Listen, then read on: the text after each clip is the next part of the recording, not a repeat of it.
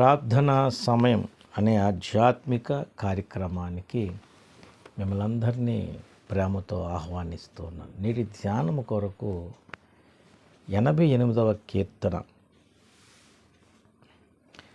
13వ చరణం చదువుకుందాం.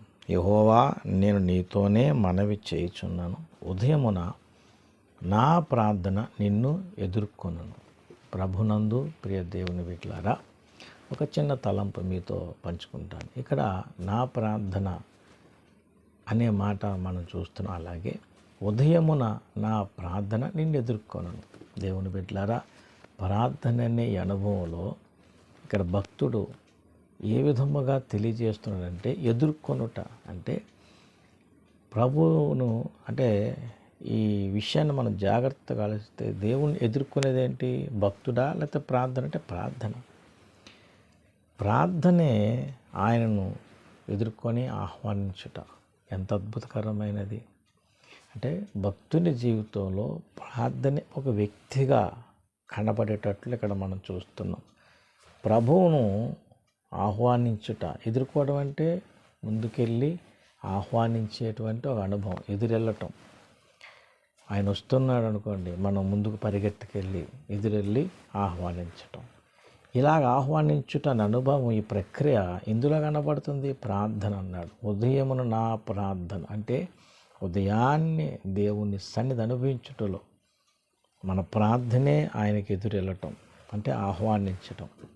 ఎప్పుడైతే ఈ అనుభవం మనం కలిగి ఉంటామో మన ప్రార్థన గది మహిమతో నిండిపోతుంది.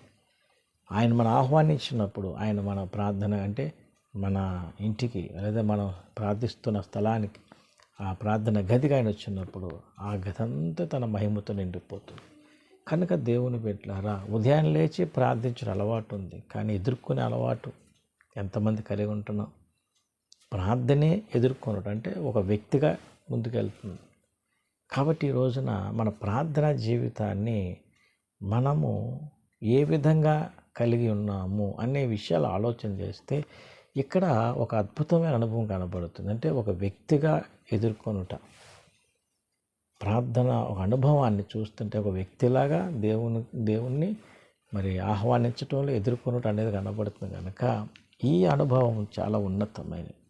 కనుక ప్రార్థించే మనం అందరం కూడా ఉదయం లేవగానే మన అక్కర్లేదో చెప్పుకొని మన అవసరాల కోసం మాట్లాడుకుంటున్నామా, లేక మన ప్రభువుని ప్రార్థన గదికి ఆహ్వానించగలుగుతున్నామా?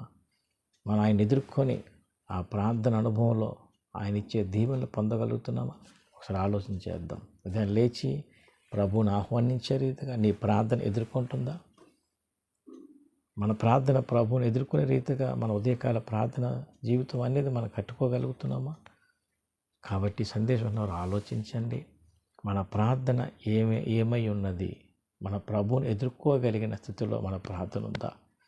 ఒకవేళ లేకపోతే ఆలోచిద్దాం, పరీక్షించుకుందాం. ప్రార్థన అలాగున నిర్మించుకొని మన ప్రార్థనలు ఎదిగి బలపడదాం. దేవుడి కృప అందరికీ దయచేయును గాక.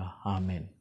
పరిశుద్ధుడైన మా తండ్రి, ఈ సందేశము గ్రహించేటట్లు అర్థమయ్యేటట్లు సహాయం చేయమని యేసునామమున వేడుచున్నాము తండ్రి. ఆమేన్. అందరికీ వందనములు. దేవుని దీవించి ఆస్వాదించును గాక. ఆమేన్.